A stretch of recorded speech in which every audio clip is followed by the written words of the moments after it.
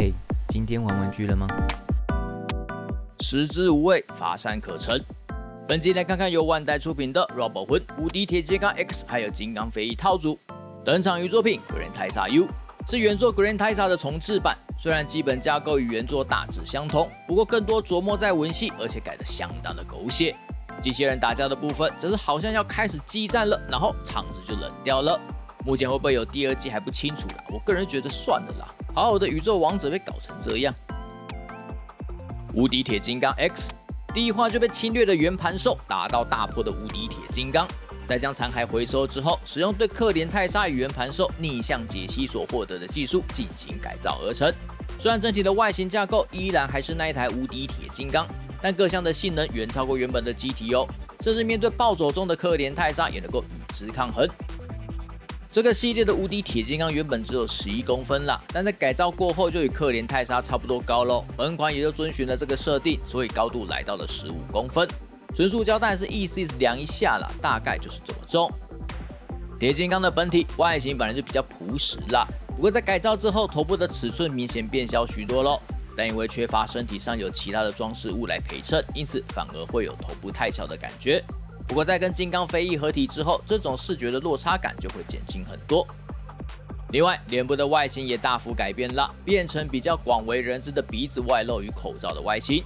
不过原本的红色眼线被取消有点可惜耶，我觉得这个眼线有比较凶哦。颈部只有单方向的可动，可动依靠头部的连接关节够用，但是结构阳春，因为整颗头可以拔起来看。身体有3节，水平转动依靠下段关节，没有阻碍，可以转一圈。上胸虽然也可以转动啦，可是幅度不大。结构应该是球形关节，所以是多方向的可动。腰部有多一个前屈的关节，幅度不错，但它不能后仰。关节就是这个系列的设计啦，转动是没有问题，也有向前的外拉，但就是可笑的水平抬举啦，以把弯为卖点，然后举不到90度。上臂可以转动，手臂弯举只有稍微超过90度哦。附属替换手收就只有2对，髋关节有下拉，可是幅度并不大，因此大腿前抬举幅度大概还是只有45度哦。水平抬举大概也是45度，不过够用啦。大腿可以转动，膝盖弯曲有超过90度，但不多。脚掌是球形关节，可以多方向可动，但范围都不大哦，因此站立相当的不稳固。指挥艇有附属2台，一台是飞行的展开形态，一台是合体用的形态。考量到产品等级，这边有替换式的可以理解啦。不过合体接点不是很稳固哦，很容易松脱。金刚飞拳可以直接拔下来重现，另外有附属喷射口的替换键可以安装。还有在飞拳飞出去的时候，关节也要记得拔掉哦，比较怜惜。有附属金刚飞刀的替换零件，把手臂上下的装甲拆掉，再装上替换件就完成啦。刀刃零件有点尖，要小心哦，而且刀刃有涂装诶。